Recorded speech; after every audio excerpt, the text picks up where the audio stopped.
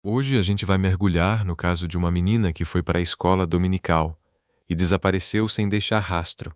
A polícia e centenas de voluntários procuraram por todo canto, mas não conseguiram achar a garota. Esse mistério continuou sem solução por impressionantes 48 anos, até que uma reviravolta inesperada ajudou a revelar a verdade chocante. Gretchen Harrington nasceu em 13 de junho de 1967, na Pensilvânia. Ela era a caçula de 3 filhas. Logo após o nascimento dela, a família se mudou para a pequena cidade de Brumal. O pai dela, que era pastor, conseguiu um emprego na igreja local. A Gretchen amou a cidade de cara. Ela passava muito tempo ao ar livre com as irmãs e novos amigos. Brumal era um lugar seguro, então os pais não tinham medo de deixar as crianças brincarem na rua até escurecer. Com sua natureza rica e comunidade unida, o lugar parecia mais um paraíso para a molecada. Criada em uma família religiosa, a Gretchen passava muito tempo na igreja do pai. Ela também brilhava na escola dominical, sempre tirando as melhores notas. Na manhã de 15 de agosto de 1975, quando a Gretchen tinha 8 anos de idade, a família esperava ansiosamente a chegada da mãe e da irmã recém-nascida que vinham do hospital. A Gretchen também queria esperar por elas, mas o pai a incentivou a não faltar à escola dominical para manter suas notas perfeitas. Meio contrariada, ela concordou, pegou sua Bíblia e seguiu para a igreja. Geralmente ela ia a pé com as irmãs mais velhas, mas as duas ficaram em casa naquela manhã. A Gretchen não tinha medo de andar sozinha, já que a igreja ficava a menos de 1 milha de distância, apenas uns 8 minutos de caminhada da casa dela. As aulas da escola dominical tinham 2 partes. Primeiro, as crianças se reuniam na igreja Trinity e, depois de cerca de 1 hora e meia, algumas delas seguiam para a igreja do pai da Gretchen. Mas às 11h30 da manhã, quando as crianças chegaram na segunda igreja, o pai da Gretchen notou que a filha não estava entre elas. Parecia estranho porque as crianças eram levadas em grupo. Ele achou que a Gretchen pudesse ter ficado na outra igreja, então ligou para lá. Quem atendeu foi a esposa do pastor chamado David, que dava aula na escola dominical. Ela disse que a Gretchen não estava lá e contou ao marido o que estava rolando. Ele ficou surpreso porque a Gretchen nem tinha aparecido nas aulas dele naquela manhã. O pai dela começou a se desesperar na hora. Pediu para o David ligar para a polícia e saiu procurando pela filha. Ele dirigiu pelo trajeto entre as igrejas, checou outras ruas próximas, mas a Gretchen tinha sumido no mundo. Ele também falou com os pais dos amigos dela, esperando que ela tivesse resolvido passar um tempo com algum deles, mas estavam todos ou na igreja ou em casa. A melhor amiga da Gretchen, a filha do David, também não tinha visto ela o dia todo. A polícia começou as buscas imediatamente. Conforme a notícia do sumiço da Gretchen se espalhava pela cidade, centenas de voluntários se juntaram rapidinho. Praticamente todo mundo ali conhecia o pai da Gretchen, já que frequentavam a igreja dele. Então todo mundo queria ajudar. Junto com os voluntários, a polícia vasculhou a cidade inteira. Depois começou a varrer várias áreas de mata e à beira do rio. Um helicóptero da polícia também foi enviado para ajudar, mapeando a área lá de cima. As buscas continuaram pela noite, mas não deram em nada. No dia seguinte, apareceu ainda mais gente para ajudar. A polícia fez panfletos com a foto da Gretchen e informações sobre o sumiço, que foram colados pelas estradas e entregues aos motoristas que passavam. Apesar de todo o esforço, a polícia não só não achou a Gretchen, como nem conseguia entender o que tinha acontecido. Depois de vários dias de busca, não acharam nenhuma pista relevante e o destino da Gretchen continuava um mistério. O sumiço dela foi um golpe pesadíssimo para a comunidade local. O povo estava acostumado a deixar as crianças soltas na rua desde pequenas e nunca tinha rolado nada parecido. A molecada passava horas se enfiando no mato, nadando no rio sem supervisão de adulto, e os pais nem esquentavam a cabeça. Mas agora, tudo isso era passado. O fato de ninguém saber o que houve com a Gretchen só aumentava o medo. A galera discutia várias teorias. Alguns achavam que ela tinha fugido de casa. Outros acreditavam que ela foi nadar no rio e se afogou. Mas a teoria mais apavorante era de que alguém a tinha sequestrado. Os pais pararam de deixar os filhos saírem sozinhos. Uma mulher da cidade chegou a cortar o cabelo comprido da filha para ela parecer um menino. O que era uma cidade segura e pacífica virou, da noite para o dia, um lugar onde as pessoas viviam na incerteza e no medo. A polícia também interrogou qualquer um que pudesse ter ligação com o sumiço da Gretchen. Durante essas conversas, receberam algumas pistas curiosas. Uma testemunha relatou ter visto uma menina parecida com a Gretchen perto da igreja naquela manhã. Uma perua verde se aproximou dela, mas a testemunha não viu o que aconteceu depois. Outra pessoa contou uma história parecida, mas dessa vez disse que um Cadillac branco chegou perto da menina. A polícia checou os donos de todos os veículos que batiam com a descrição na área, mas não conseguiu provar o envolvimento de ninguém. 4 dias depois do sumiço, os detetives tiveram uma nova pista. Um morador de Westchester, que ficava a 30 minutos de Brumal, ligou para a polícia dizendo que tinha achado um short infantil que batia com a descrição da roupa da Gretchen. Os investigadores mostraram na hora para a mãe da Gretchen, mas ela disse que não era da filha. A partir daí, o caso não andou nada por várias semanas. A polícia cancelou a operação de busca e focou na investigação. Continuaram ouvindo as pessoas, seguindo as pistas que tinham, mas a cada dia a esperança de achar a Gretchen viva ia para o ralo. Isso continuou por 2 meses até o dia 14 de outubro, quando uma ligação de arrepiar chegou na polícia. Um homem saiu para correr em um grande parque nacional, a uns 20 minutos de carro de Brumal. Lá ele notou algo estranho nos arbustos. No começo ele nem sacou o que era, mas quando chegou perto, percebeu que era um corpo humano. Ele correu para avisar os guardas do parque, e eles chamaram a polícia. Os oficiais viram logo que eram restos mortais de uma criança, mas pelo estado de decomposição, identificar quem era estava difícil pra caramba. Os detetives assumiram que pudesse ser a Gretchen, então mostraram para os pais as fotos das roupas, que tinham sido deixadas dobradinhas com todo cuidado ao lado do corpo. A mãe da Gretchen confirmou na hora que eram da filha, porque ela mesma tinha feito aquelas roupas.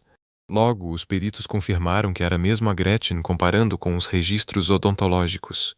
Também determinaram que a causa da morte foram várias pancadas fortes na cabeça, e o caso virou homicídio. Pelo estado do corpo, não deu para saber outros detalhes, tipo se houve abuso sexual. Além disso, não existia análise de DNA em 1975. Então os investigadores ficaram de novo sem saída. A notícia do assassinato deixou a comunidade em polvorosa de novo, e a polícia começou a receber ainda mais denúncias. O povo percebeu que um criminoso perigoso podia estar ali no meio deles, então todo mundo queria ver o culpado atrás das grades o quanto antes. Os investigadores receberam dezenas de dicas sobre homens suspeitos vistos na área do parque, mas tudo dava em becos sem saída. Também checaram todo mundo que morava num raio de algumas milhas e que tivesse ficha de crime violento, mas nada. Alguns meses depois de acharem o corpo, o caso parou totalmente. Ao longo dos anos, a investigação era reaberta de vez em quando. Os detetives revisavam todas as dicas e pistas, mas sempre acabava em nada. O problema principal é que os detetives não tinham prova nenhuma. Mesmo quando a polícia começou a usar análise de DNA, não ajudou nesse caso porque não acharam amostras de outra pessoa nos restos mortais da Gretchen ou nas roupas. Resultado: o caso ficou sem solução por muitas décadas. De vez em quando aparecia nos jornais e na TV, mas só nos últimos anos é que o assassinato da Gretchen voltou a chamar a atenção do grande público. 2 jornalistas, Joanna e Mike, resolveram escrever um livro sobre o crime. Eles trabalharam nisso por vários anos, juntando cada pedacinho de informação e tentando descobrir fatos novos. Os 2 jornalistas cresceram em Brumal e tinham mais ou menos a mesma idade da Gretchen na época do crime. A Joanna, que tinha só 9 anos na época, lembrava muito bem de tudo porque aquilo não só impactou a vida dela, como a da cidade inteira. Depois que a Gretchen sumiu, as crianças não podiam mais andar na rua ou sair de casa sem alguém vigiando. Todo mundo tinha medo que o culpado atacasse de novo, e esse medo durou anos. Mesmo as crianças pequenas sentiam como a vida tinha mudado de repente. Para escrever o livro, Joanna e Mike conseguiram acesso aos documentos do caso e falaram com muita gente envolvida. Eles montaram com cuidado os eventos daqueles dias. O livro foi lançado em 2022 e atraiu muita atenção para o caso imediatamente. No entanto, o impacto maior veio meses depois, quando uma mulher procurou a polícia para falar sobre o caso da Gretchen. Ela se reuniu com a detetive principal para contar sua história. A mulher disse que tinha 10 anos na época do assassinato e morava em Havertown, pertinho da casa da Gretchen. Ela era amiga da Gretchen e das irmãs mais velhas, além de conhecer várias outras crianças da área. Ela costumava dormir na casa das amigas, e em uma noite, algo horroroso aconteceu. Enquanto ela estava na casa de duas irmãs, acordou no meio da noite com alguém tocando nela. Quando abriu os olhos, viu o pai delas na frente dela, que saiu correndo do quarto. Ela ficou com medo de contar e ficou na casa por mais uma noite. A mesma coisa aconteceu de novo. O pai da amiga entrou no quarto e começou a tocá-la. Na manhã seguinte, ela finalmente contou para uma das irmãs o que tinha rolado. Para surpresa dela, a menina respondeu que aquilo acontecia direto. A garota disse ainda que o pai às vezes ia no quarto da irmã dela à noite. Quando voltou para casa, contou tudo para os pais.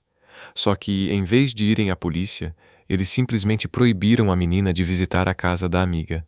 E tudo isso aconteceu apenas uma semana antes do sumiço da Gretchen. Depois de contar a história, a mulher finalmente deu o nome do homem. Era David Sanstra, o mesmo pastor que dava aula na escola dominical.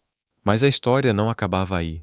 Ela também revelou que, um mês depois do sumiço da Gretchen, uma das amigas dela foi abordada 2 vezes por um homem que tentou sequestrá-la. A menina se recusou a entrar no carro e depois contou para as amigas que foi o Zanstra quem tentou atraí-la para algum lugar. Para confirmar o que estava dizendo, a mulher mostrou para os detetives o diário pessoal dela daquela época. Em 15 de setembro de 1975, ela escreveu sobre o pedido da amiga para manter segredo, com medo de que o David Zanstra pudesse machucá-la. Depois de receber essa informação, a polícia reabriu a investigação na hora. Ao revisarem os materiais do caso, os detetives acharam vários fatos suspeitos que incriminavam o David indiretamente. Como a gente lembra, foi ele quem relatou o sumiço da Gretchen para a polícia. O pastor deu aos investigadores uma descrição detalhadinha das roupas dela.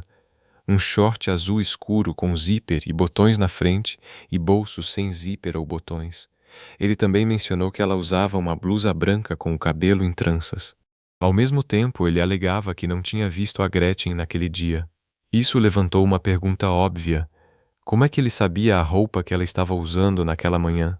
Principalmente porque, depois que o corpo foi achado, as descrições do David foram confirmadas. Ela estava usando exatamente aquelas roupas. Os detetives também souberam que as aulas da escola dominical começaram com 50 minutos de atraso porque o Zanstra não apareceu na igreja no horário de costume. Isso significava que ele teria tido tempo suficiente para sequestrar a Gretchen, matá-la, desovar o corpo no parque e voltar para a igreja para começar as aulas. Segundo o depoimento do David dado logo após o sumiço, ele levou algumas das crianças em sua van para a igreja do pai dela depois das aulas. Ele insistiu que não viu a Gretchen naquela manhã e só notou a ausência dela quando o pai veio falar com ele. Outro fato curioso foi que o David, junto com a esposa e os 3 filhos, se mudou para outro estado apenas alguns meses depois do desaparecimento. O pastor também era dono de vários veículos e um deles era uma perua verde. Como a gente lembra, uma testemunha disse à polícia que viu um veículo parecido chegando perto de uma menina perto da igreja, no dia em que a Gretchen sumiu. Juntando todas essas peças, os detetives resolveram falar com o cara. Naquela época, ele estava com 83 anos de idade e morava na Geórgia. Então eles dirigiram até lá. Em 17 de julho de 2023, eles se encontraram com ele na delegacia e começaram o interrogatório.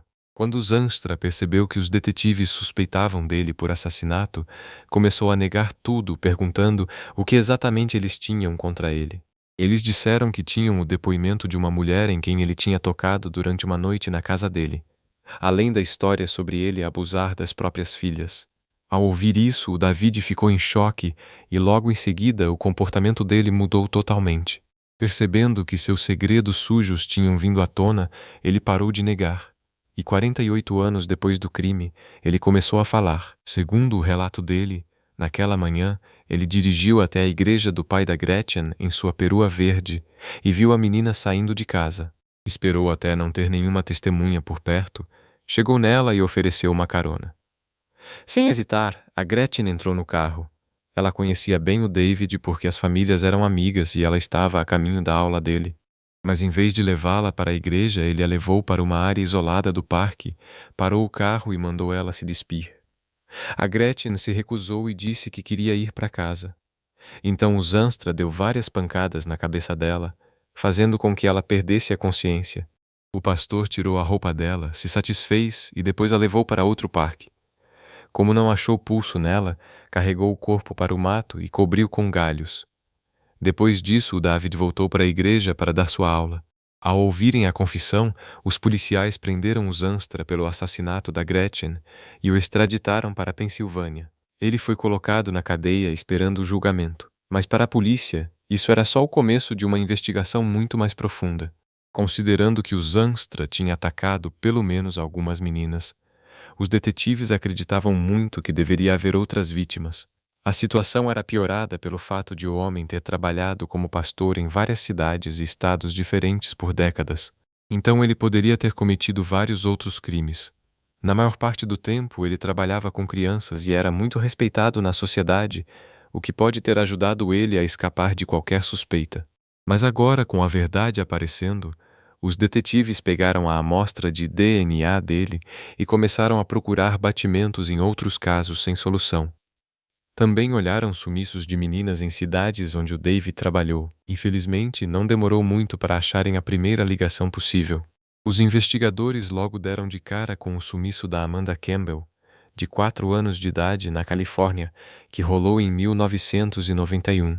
Assim como a Gretchen, ela saiu de casa em um bairro tranquilo e sumiu sem rastro. Na época, o David Zanstra trabalhava como pastor naquele mesmo bairro.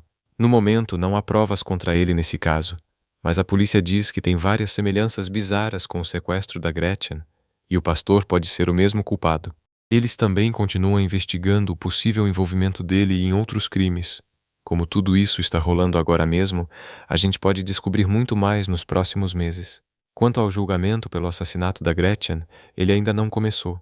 É possível que os advogados do David queiram enrolar o processo e aconselhem ele a retirar a confissão. Nesse caso, o julgamento pode se arrastar por anos e não há garantias de que o homem viva para ver o veredito. Beleza, galera?